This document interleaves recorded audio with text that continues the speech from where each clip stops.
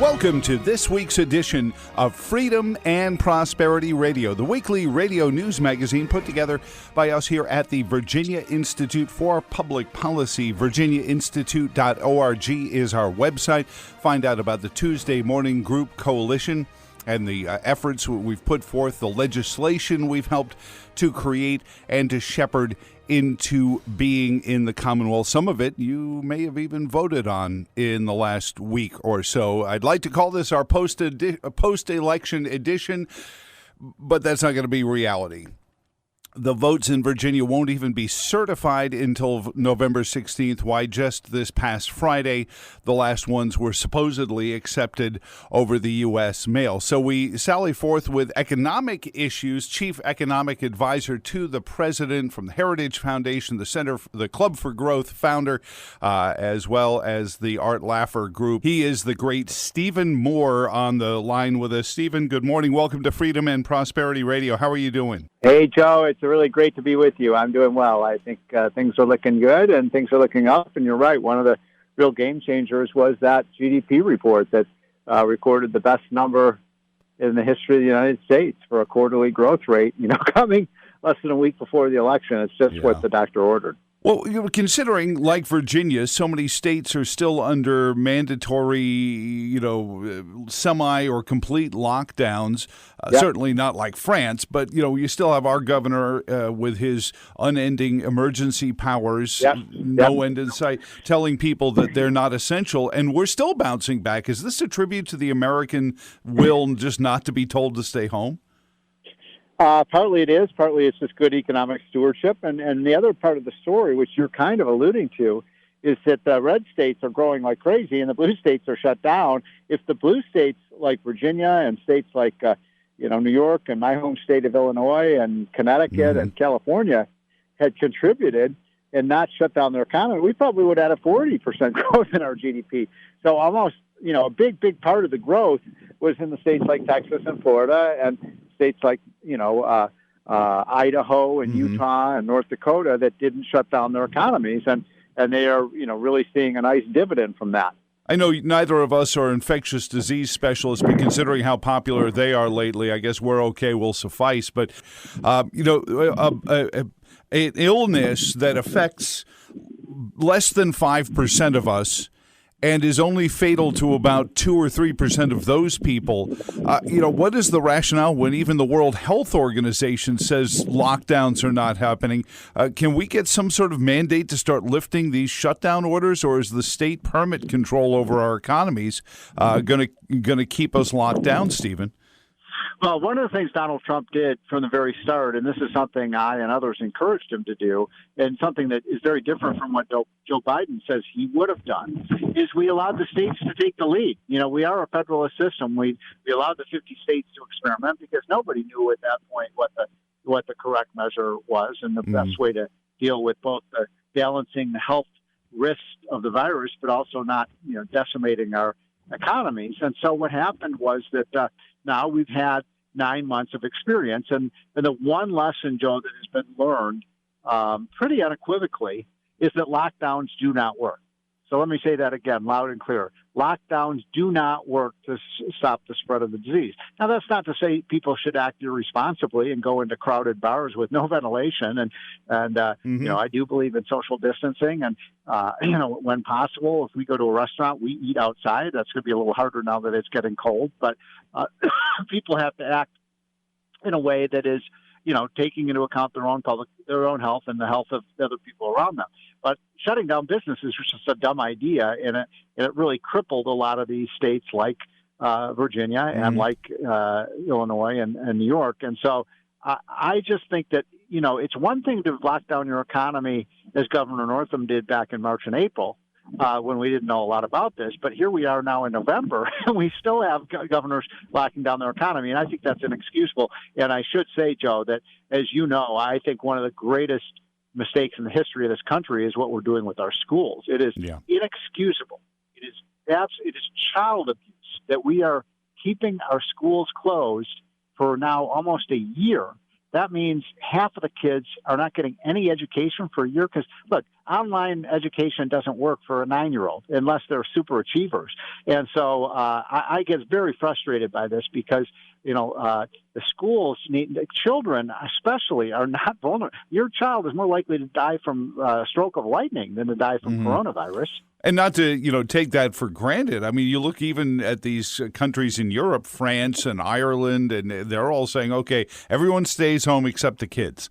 And even Emmanuel Macron. And by the way, you're right about that, Joe. And the Europeans are now moving back towards shutting down their economy, which is really, really, counterproductive, and it's going to be ineffective in terms of stopping the spread of the disease.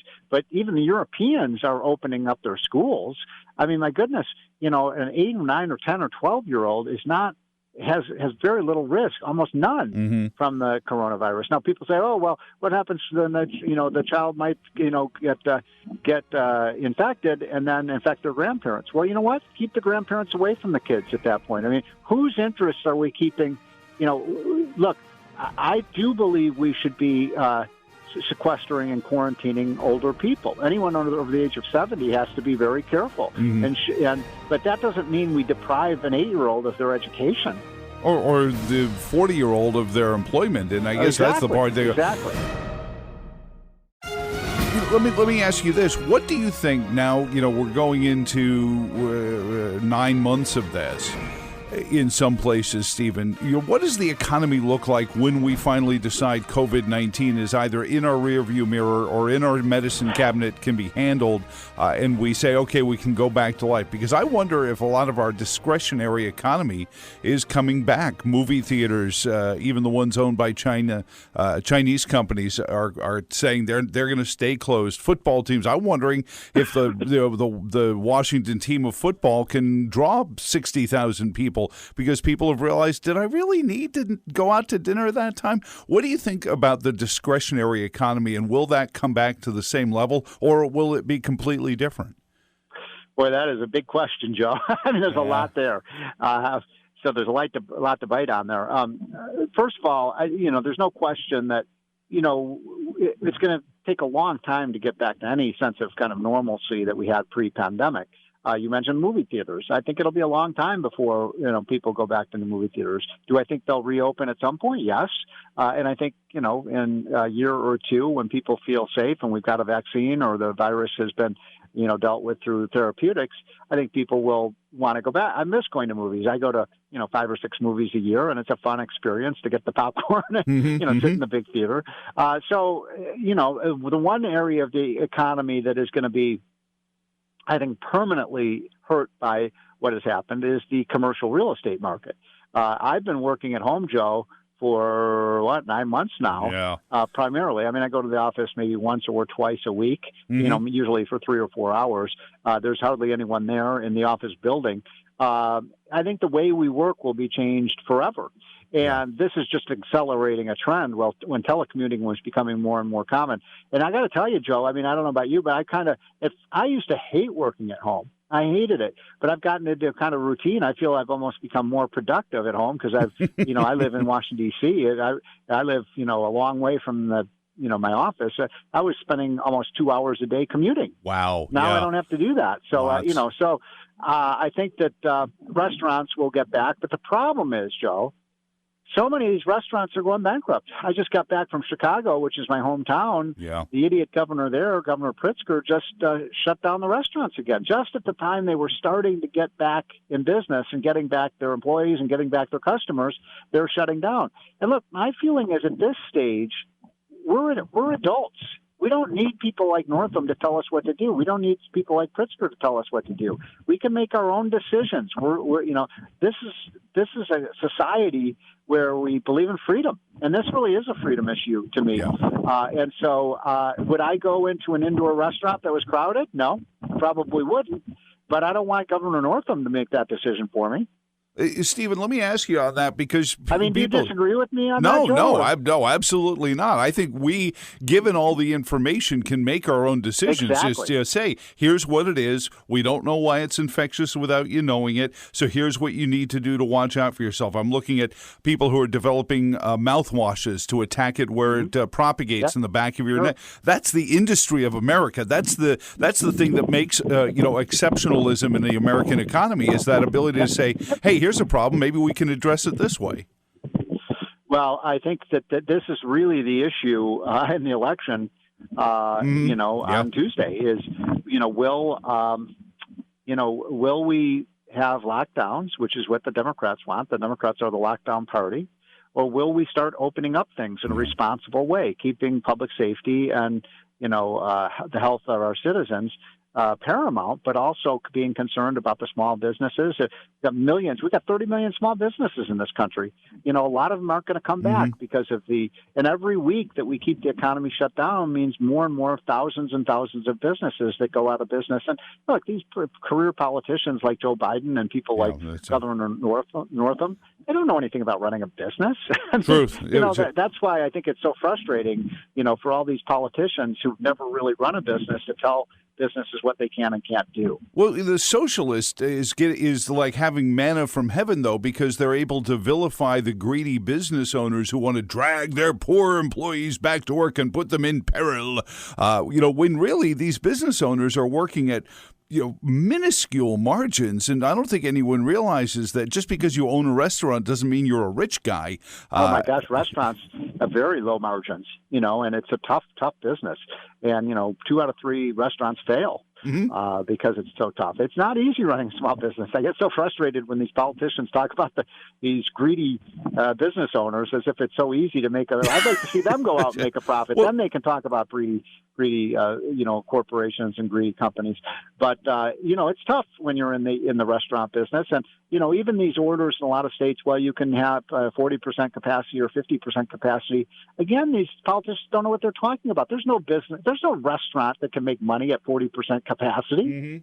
No, I know, absolutely. But and I want to tie this into the other point I wanted to ask you about is the fracking issue. If you couple the downturn in these restaurants and radio stations and all these businesses with skyrocketing electricity bills, I don't know what kind of economy you're going to have after that. I'm having a deja vu right now because I remember exactly 4 years ago, this is what Hillary Clinton was doing. She was running around the country with her, Hollywood friends like Susan Sarandon and every.